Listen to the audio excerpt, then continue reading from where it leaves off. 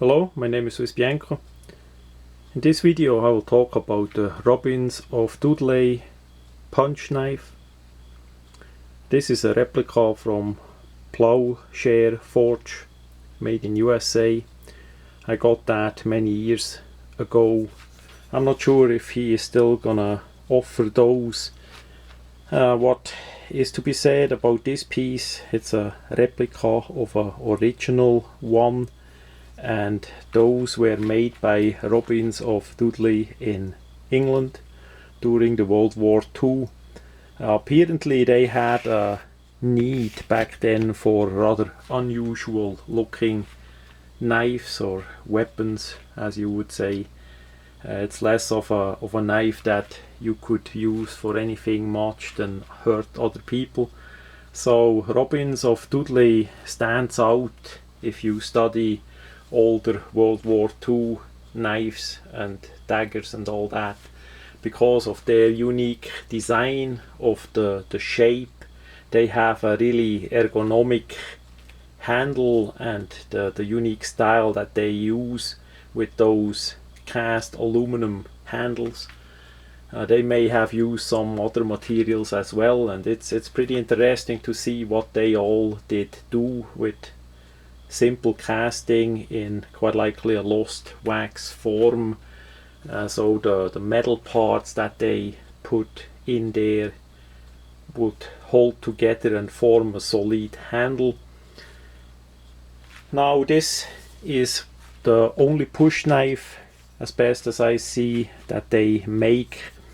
It was used in that fashion here, basically to give you a really solid grip. Even with my bigger hand, it fits really well.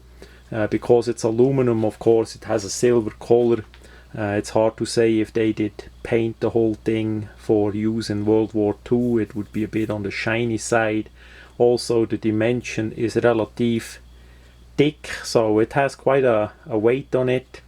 It's not that light as you would think, because the dagger blade and the knuckle is not made in a really thick material, so that shouldn't be a problem that much of the weight. But at least they did use the aluminum and not brass or something, which would result in a way heavier knife.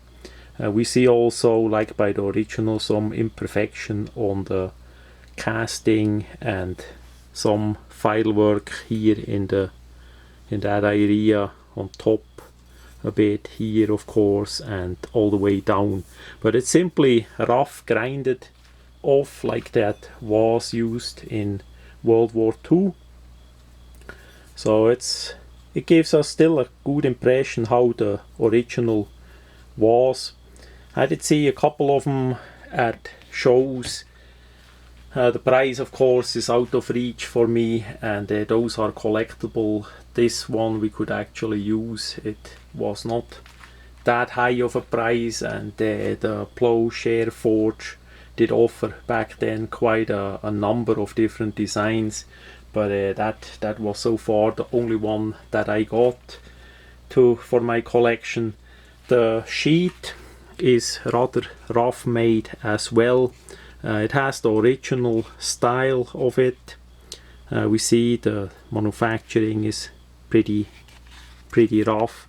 We have basically the part here where the dagger blade goes in with the cut out for the knuckle, and the strap is not gonna go all the way. It's simply here by the D-guard, by the knuckle, all the way down to the stud. It's a brass collar stud, and like this it's gonna be carried, or was carried, pretty big belt loop. The sheet is a bit a problem. I don't know if that is completely original.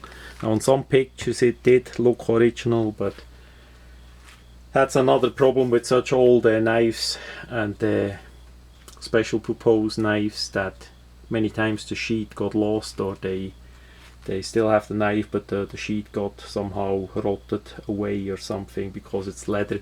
So it's a bit hard to say how original it is. The knife itself comes pretty close, that is for sure. And as it is, it's a nice collectible. I'm not sure how much it got used in World War II. We have blade length from good 3.5 inches, so it is not too much, but you also have the knuckle. At least it is big enough, so even with gloves you had plenty of room to actually hold it. And here in Georgia that is perfectly legal, that is not a problem at all, but in some other places that would already be a bit of a trouble. For me that is not for using, it's not even sharpened. Of course the original was sharp there. That is basically just a design study. That was a unique design as I saw it many years ago in the Swiss gun magazine, the Schweizer Waffen magazine, first time as they feature a bit about such knives back then.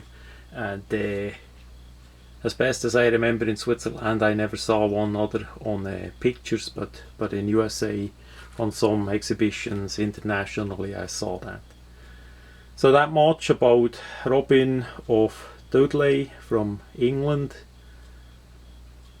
Yeah, it's a rather unique approach and still stands out.